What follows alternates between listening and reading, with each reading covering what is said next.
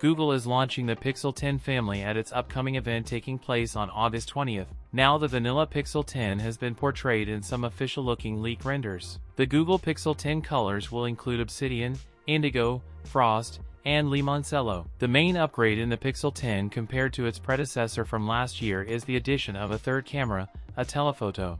The Pixel 10's main camera will be 48 MP, the ultrawide 12 MP, and the telephoto 10.8 MP. The Pixel 10 is expected to feature a 6.3-inch Full HD Plus AMOLED display with a 120Hz refresh rate. The screen will be protected by Corning Gorilla Glass Victus 2 and could offer a peak brightness of 3000 nits. Powering the device will likely be Google's Tensor G5 processor, with 12 GB of RAM and offer storage options of 128 GB and 256 GB.